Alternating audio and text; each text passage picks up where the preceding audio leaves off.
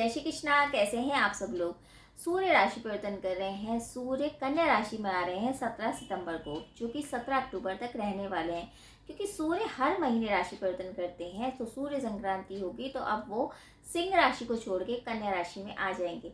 तो हमारी राशि पे किस तरह से प्रभाव पड़ेगा उसके बारे में चर्चा कर रहे हैं। देखिए, सूर्य हमारी आत्मा है, सूर्य हमारे पिता है, सूर्य एक गद्दी है, यानी कि सूर्य राजा है। सारे प्लैनेट में जो होते हैं वो सूर्य राजा होते हैं।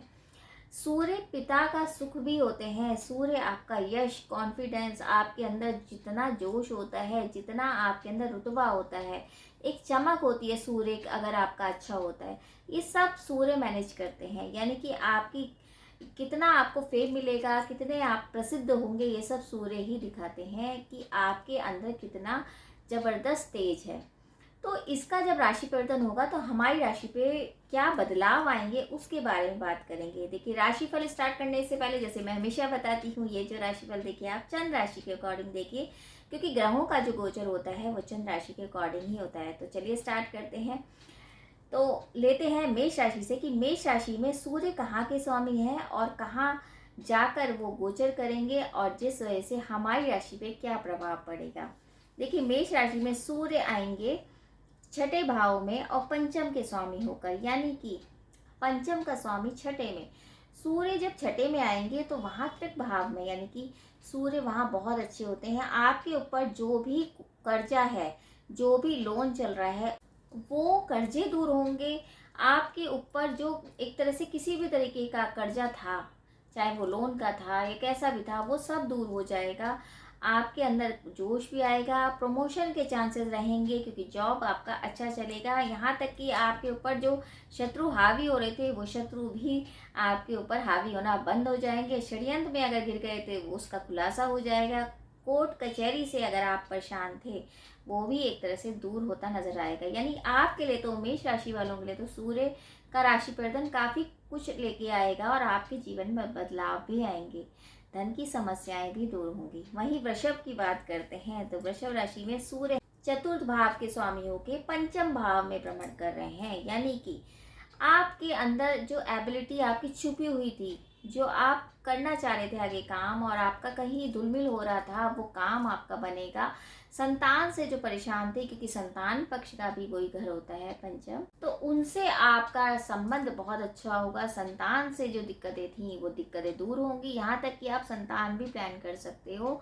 अगर आप चाहते हो कि आप निसंतान हो तो आप संतान भी प्लान कर सकते हो। और जो एजुकेशन से रिलेटेड दिक्कतें थी आपके या आपकी संतान से रिलेटेड, वो दूर होती नजर आएंगी। यानी आपके लिए भी मिला जुला सा ही परिणाम होगा, क्योंकि अगर आप अपनी स्किल पहचान जाएंगे, आप अपने अंदर का जो एक हुनर है वो पहचान पाएंगे, तभी ये काम होगा। वरना अगर आप सोचते रहेंगे कि नहीं ये काम ऐसे नहीं, ये वैसे, तो आपका काम बनेगा नहीं। तो अपने अंदर की जो प्रतिभा है उसको पहचान के अगर काम करेंगे तो आपका काम बहुत जमेगा। पूरा महीना आपको काफ़ी हद तक पैसों से रिलेटेड जो दिक्कतें थी वो दूर होती नजर आएंगी। थोड़ा सा बस सेहत का ध्यान आपको रखना पड़ेगा। वही बात करते हैं मिथुन राशि की। तो मिथुन राशि में सूर्य है तीसरे भाव के स्वामी होकर आपके चतुर्थ भाव में भ्रमण कर रहे हैं। यानी चतुर्थ भाव किसका है? देखिए, चतुर्थ भाव होता है आपके सुखों का। तो सुखों में वृद्धि, चाहे वो अधिकारी वर्ग से आपको सुख मिले या आप गवर्नमेंट सेक्टर में आप काम करते हैं उसमें प्रमोशन हो सकता है, या फिर हो सकता है कि आपका अगर गवर्नमेंट जॉब का आप एग्ज़ाम दे रहे हैं वो नहीं क्लियर हो पा रहा है, तो हो सकता है इस महीने आपका वो भी हो जाए। तो सुखों में वृद्धि, आप किसी भी तरीके की मनोरंजन यात्रा कर सकते हैं। माता का सुख आपको मिलेगा और सहयोग आपको भाई बहनों का मिलता रहेगा, तो आपके लिए भी टाइम अच्छा जाएगा। वही बात करते हैं कर्क राशि की।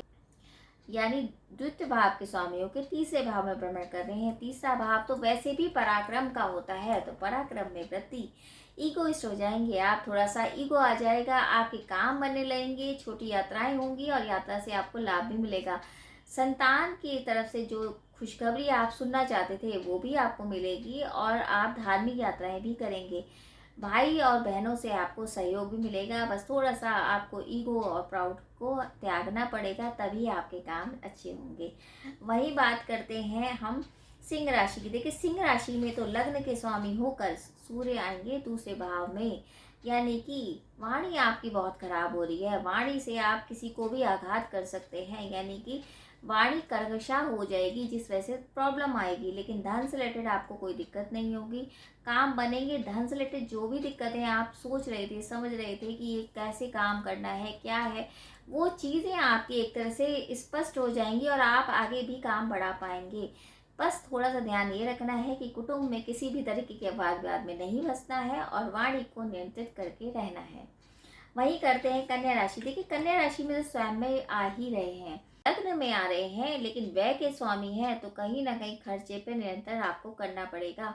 आपके बेवजह के खर्चे हो सकते हैं क्योंकि एक व्यय भाव के स्वामी है, लेकिन लग्न में होने के कारण आपको अहंकारी बना सकते हैं। कुछ प्राउड आएगा क्योंकि आपके काम भी अच्छे होंगे और आप जो सोची समझी जो आपकी प्लानिंग थी वो पूरी भी होगी। तो आपके लिए टाइम बहुत अच्छा है। बस थोड़ा सा सेहत से रिलेटेड और अपने विवाह के संबंध को थोड़ा सा बचा के रखिए। कहीं ना कहीं आपकी वाणी खराब हो सकती है क्योंकि लग्न में आएंगे तो रुतबा बढ़ेगा, तो थोड़ा सा प्राउडी आप हो सकते हैं, ध्यान दीजिए। वही बात करते हैं हम तुला राशि की। देखिए तुला राशि में जो सूर्य है वो है 11वें भाव के स्वामी और 12वें भाव में भ्रमण कर रहे हैं, यानी कि मिला जुला सा टाइम है। आपके खर्चे तो अधिक होंगे, व्यय ज़्यादा होगा, आमदनी कम होगी, लेकिन काम आपका रुकेगा नहीं क्योंकि 11वें के स्वामी है। लेकिन आपको अगर विदेश से ऑफर मिलते हैं तो बिल्कुल करिए, जॉब में आपकी तरक्की हो सकती है। आप थोड़ा सा बिजी तो ज़रूर रहेंगे लेकिन आपको अच्छा भी लगेगा क्योंकि आपको उसका सम्मान भी मिलेगा। तो टाइम थोड़ा मिला जुला सा ही है। वही बात करते हैं वृश्चिक राशि। देखिए वृश्चिक राशि में सूर्य है दशम के स्वामी और 11वें भाव में, यानी कि प्रॉफिट ही प्रॉफिट, प्रॉफिट भाव में, लाभ भाव में जब सूर्य है तो कहीं ना कहीं आपको प्रॉफिट होता रहेगा। लेकिन आपके 10वें के भी स्वामी है, तो आपको कर्म के अकॉर्डिंग करना है। यानी ऐसा नहीं है कि लाभ के लिए सोचेंगे लाभ हो रहा है और कर्म नहीं करेंगे तो अच्छा नहीं है। उसके लिए आपको कर्म करना पड़ेगा। आपके जो पेरेंट्स से आपकी अनबन थी या माता पिता से अनबन चल रही थी वो दूर होगी और प्रॉपर्टी का भी लाभ आपको मिलेगा। वहीं धनु राशि की बात करें तो सूर्य कहाँ के स्वामी है? सूर्य है एक तो भाग्य भाव के स्वामी होकर आपके दशम भाव में भ्रमण कर रहे हैं, यानी दशम भाव कर्म जैसा वैसे ही फल परिणाम आपको मिलेंगे। सरकारी दफ्तरों से जो काम अटक रहे थे वो काम होंगे।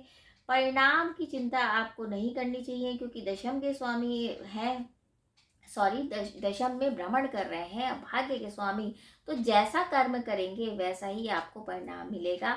तो अपने वाणी पे नियंत्रण करके बात करेंगे अपने अधिकारी वर्ग से तो बहुत अच्छा रहेगा, अन्यथा दिक्कतें आ जाएंगी क्योंकि कुछ ऐसी चीज़ें आप बोल दोगे जिस वजह से बनते हुए काम भी आपके बिगड़ जाएंगे। तो थोड़ा सा कर्म पे ध्यान दीजिए और वाणी को नियंत्रित करिए।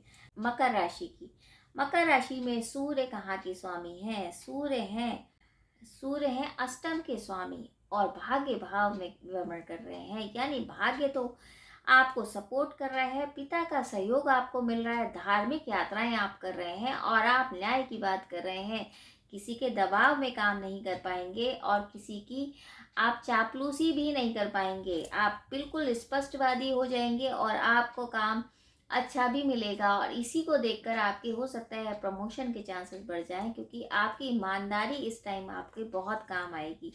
तो टाइम आपका बहुत अच्छा है, भाग्य आपको सपोर्ट करेगा। वहीं कुंभ राशि की, देखिए कुंभ राशि में सूर्य हैं सप्तम के स्वामी, अष्टम भाव में भ्रमण कर रहे हैं। छोटी मोटी यात्राओं से आपको कष्ट हो सकता है, आपके ऊपर किसी बेवजह के मतलब आरोप में आप फंस सकते हैं कि कोई आपका इन्वॉल्व भी नहीं है और लेकिन आपको उसमें जबरदस्ती आपको एक तरह से षड्यंत्र में फंसाया जाएगा। ये इस तरह की सिचुएशन बन सकती हैं। देखिए पॉसिबिलिटीज हैं क्योंकि अष्टम का है, तो वहां पर सूर्य आने का मतलब है कहीं ना कहीं आपको सरकारी दफ्तरों से रिलेटेड प्रॉब्लम हो सकती है, आपकी सेहत से रिलेटेड प्रॉब्लम हो सकती है, आंखों का प्रॉब्लम हो सकता है, उस बात का ध्यान रखिए।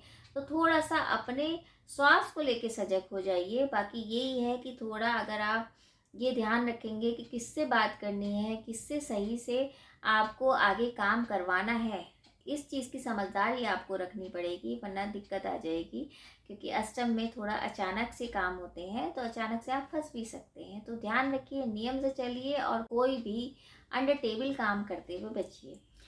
वही बात करते हैं अंतिम राशि मीन राशि। देखिए मीन राशि में जो सूर्य हैं वो सूर्य है छठे भाव के स्वामी और सप्तम भाव में भ्रमण कर रहे हैं। यानी आपके जो पार्टनर हैं, चाहे वो बिजनेस पार्टनर हैं, चाहे वो जीवन साथी हैं, उनसे आपको दिक्कतें हैं। यानी कि उनसे दिक्कतें बढ़ जाएंगी, वैचारिक मतभेद बढ़ेंगे, बनेगा ही नहीं आपका। तो थोड़ा सा अपनी वाणी पे कंट्रोल करके आपको बात करनी है, वरना दिक्कतें बढ़ेंगी। आपके और आपके बीच पार्टनर में थोड़ी सी मिसअंडरस्टैंडिंग हो जाएगी, जिस वजह से काफ़ी बीच में दरार आ सकती है। तो थोड़ा इस महीने अपने पार्टनर को लेके सजग रहिए। कोई बैठ के बात करिए, कोई इसी तरह की बात नहीं करनी जिस वजह से आपको दिक्कत हो। कोई ऐसी बात नहीं करनी जिससे आगे का मुद्दा खड़ा हो, या आपके कुटुंब में किसी भी तरीके का बदलाव आप चाहते हैं और आपके पार्टनर नहीं सुन रहे हैं, तो उस चीज़ को अवॉइड करिए, वरना दिक्कतें बढ़ जाएंगी। क्योंकि आपकी वाणी अधिक से अधिक कर्कशा हो सकती है। थोड़ा सा तालमेल बिठाना पड़ेगा। तो ये तो था मेष से लेके मीन तक की राशि के बारे में। जो कन्या राशि में सूर्य आ रहे हैं, तो क्या कुछ आपके लिए लेकर आ रहे हैं। देखिए एक जनरल प्रिडिक्शन है, ऐसा नहीं होता है कि एक ही राशि के कितने लोग होते हैं तो सबके लिए यही चीज़ लागू होती है। लेकिन ये फिर भी जनरल प्रिडिक्शन होती है, तो ये काफ़ी हद तक सही होती है। लेकिन आपके चार्ट के बारे में नहीं पता है, तो अगर आपको कुंडली का विश्लेषण कराना है या कोई क्वेश्चन आपके दिमाग में आता है, तो आप कमेंट्स बॉक्स में मैसेज भी कर सकते हैं। अब करते हैं उपायों की बात। देखिए उपायों के लिए सूर्य का आदित्य हृदय स्रोत तो आपको ज़रूर करना चाहिए। सूर्य पे जल जरूर दीजिए। 8 बजे से पहले देंगे तो अति शुभ रहेगा। वैसे तो सुबह ही देना चाहिए, लेकिन 8 बजे के बाद अगर देते हैं तो उतना फल नहीं मिलता है। तो कोशिश करिए 8 बजे से पहले आप दीजिए। और आप किसी नीडी पर्सन को लाल वस्तुओं का दान भी कर सकते हैं। रविवार के दिन नमक नहीं खाएंगे तो बहुत अच्छा रहेगा। तो अगर आप यही उपाय कर लेंगे तो आपके ऊपर जो संकट आने वाला भी होगा वो दूर हो जाएगा। तो इसी उम्मीद के साथ ये सूर्य का राशि परिवर्तन सभी के लिए बहुत अच्छा रहे, सभी का मान सम्मान बढ़े।